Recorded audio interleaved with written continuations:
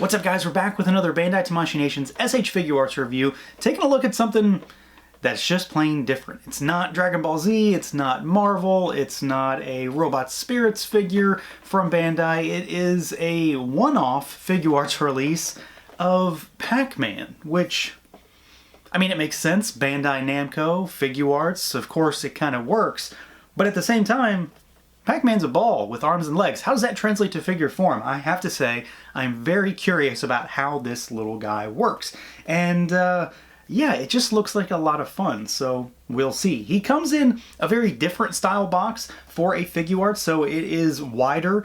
It's got a huge window on the front, it's got a window on the top so you can see Pac-Man, and it's got a very retro theme with all of the design work on the front. You've got a big shot of him down there in the corner, but it's also got a hang tab up top, which of course is different as well. You've got product shots on both spines of the box, and then very Figuarts style on the back. You've got product shots of him, how he moves, the accessories he comes with, and all that good stuff. So let's do it. Let's pull him out and take a look. And here we go. Out of the package are Figuarts Pac-Man. This thing is as interesting as I expected it was going to be because, again, he's a ball with arms and legs. How exciting could that really be? And I gotta say, it's actually pretty exciting because there is some really weird and interesting stuff going on with articulation to make this guy be able to do, well, basically anything, because that was my main concern, is he's probably not going to move very well, but he moves really well. It's pretty cool. So let's see what he can do, see how he moves around. Of course, there is kind of the caveat here that his head, his body, whatever, is it all one thing? Is he just a head? Is he a head and body combination? It's all one thing. So, you know, there's no face moving, there's no mouth moving or anything like that. It's all in the arms and legs with this guy, but it works pretty well. So as far as the arms, they go up and down at the shoulder, and then they rotate. You do have a bicep swivel there. It's kind of hard to see because, you know, his arm is just a tube, but it's there. You've got a single jointed elbow, and then you've got ball hinges, or ball pegs rather, at the wrist. So they can swivel in and out, up and down. They actually have really good range there. And then of course you've got rotation. Where he's really interesting though is the legs. So check this out. You've got these sort of trenches on his body that allow the legs to move in and out and backwards, basically. There's a little disc that sits at the top of the thigh, I suppose, to sort of hide it and make it look as seamless as possible from the front anyway. So it's sort of like right there, you kind of got that, and it kind of covers it a little bit. But it adds a tremendous amount of expression to this guy. You do have a hinge at the top, so you can, you know, basically where the thigh would be, and then you can rotate there as well. He does have a knee, so it's hidden by the top of the boot, which looks really, really good. It's about 90 degrees, but honestly, that's better than I expected. I didn't think there was a knee there at all at first until I really got to messing with him. And then you've got hinges at the ankle, which is really interesting. So it's a forward-facing ball that pegs into the inside of the foot, and then the ball hinges, which adds a lot of movement. And then you do have a little bit of pivot down there as well. And he's just incredibly more mobile than I ever expected he was going to be. It really comes down to the legs and how they kind of got that trench system. I don't really know a better way to describe it, but it works really well. You can get him into walking poses. You can get him into running poses. You know, if you get him in the air, you can have him jumping or something. And it's just incredibly easy to do. So he doesn't have tons and tons of articulation because he's a ball, but what he does have is incredibly well done. I am super surprised with what he is capable of. Honestly, thanks to this. It's a pretty ingenious way to make him work without like carving him up, because, you know, from the top down, from, you know, straight on, you really can't see that stuff. It hides all of the internals, and it just makes him look pretty seamless.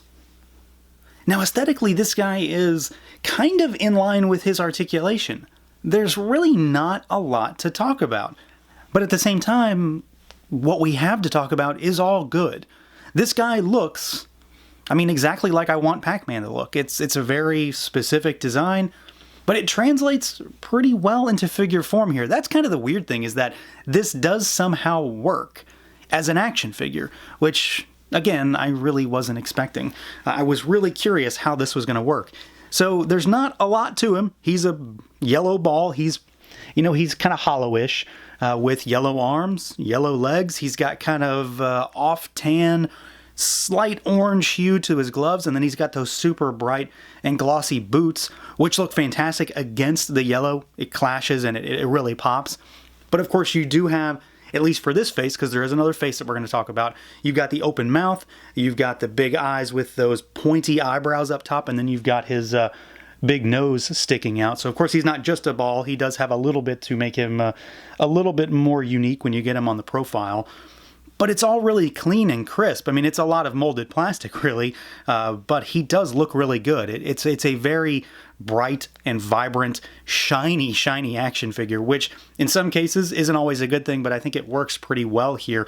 I mean, he just looks super happy and energetic, and he's going to bring a great sense of, I guess, vibrancy maybe is a good word to describe it, when you throw him into a scene or put him on a shelf with things that maybe are video game related or aren't video game related. He's going to look really interesting no matter where you put him. I think the proportions on him are really well done. So the ball is nicely sized. The arms and legs are really spindly, and then he's got these big hands and big feet. So yeah, I mean, it's a Pac-Man figure. And that's about it. It's a Pac-Man figure. It works. Surprisingly, it works. He looks fantastic. And I mean, it looks exactly like a lot of the style guide artwork for Pac-Man these days. So I'm really happy with it. I like the big black void for the mouth and that big red tongue. It's a goofy looking figure. And I'm pretty happy with just about everything that's going on here. Since I've talked a lot about how small he is, of course we have to do some size comparisons. So here he is with a few other Figuarts. So we've got our Saiyan Raised on Earth Goku for a more standard style figure. Of course, he is a little on the smaller side too. And we've got our new Avengers Assemble Hulk for a much larger than average Figuart. So you can see, I mean, this fella's pretty small. So let's move these guys aside. And here is another smaller scale figure. So here is Trapjaw from Motu Origins, just to give you an idea of that. And then here is something maybe a little bit more normal for 6-inch stuff. So here is Major Blood from G.I. Joe Classified. And give you an idea of what, well, two, again, very different figures look like alongside this guy. And then just for fun, let's throw in something a little bit larger. So here is, well, something much bigger. Here is Equadron from Mythic Legions. He towers over him. And then something much smaller than average. Here is a Super 7 Reaction figure, Donatello, to give you an idea. So, I mean, Pac-Man is just under 4 inches tall. He's got a lot more girth on him, obviously, but he is definitely a smaller figure. He's not really in or out of scale with anything. He's kind of his own thing. He's his own entity, but he's going to look good alongside just about anything because, I mean, really, it's just the goofy factor. He's going to look really good alongside just about anything because of what he is. And then as far as accessories goes, Pac-Man is pretty well stocked. I mean, especially for the price point on this guy. So he has an extra face, which is basically half of his body. So you pull that face off and you pop this one on, and it's very similar to the one that was just on him. I mean, here it is for comparison's sake. So he's winking this one. And I really do like this. It adds a little bit of character, just, well, a little bit more character, I suppose. And it's something different, just to change him up slightly. He is ever so slightly changed. I do like that. We get a couple of extra hands here. You get a set of kind of open palm, flat hands right here. Waving hands if you want to go that route. And then you get a singular right hand with a thumbs up, which is probably my favorite accessory in the entire thing, especially in concert with this face. And then he gets a few other extras. So you get a cherry. Of course, this is, one of the items from the game, and it's all done up in sort of a pixelated art style, so it's a little bit of a different aesthetic theme than Pac-Man himself, but it works just to sell the idea here. It does have a port on the back for a Tamashii stand if you want to have it like in front of him, and I should mention Pac-Man also does in his nether regions down there. And then he also comes with a singular ghost. We get the red ghost, Blinky, which I really like. It would have been great if we could have gotten all of them, but again, at this price point, I'm not too sure that that's feasible.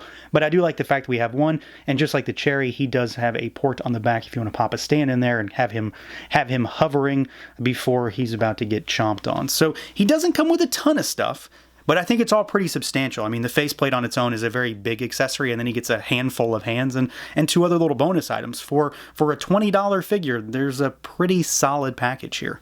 So yeah, this little guy's a lot of fun. That's really what it comes down to. This guy is a lot of fun. Pac-Man is a really well-rounded figure, no pun intended. He looks fantastic. He comes with a great array of accessories. It's not a ton, but he's a $20 figure. So I think for what he costs, he comes with a lot of accessories, and it's all pretty substantial stuff, especially the faceplate.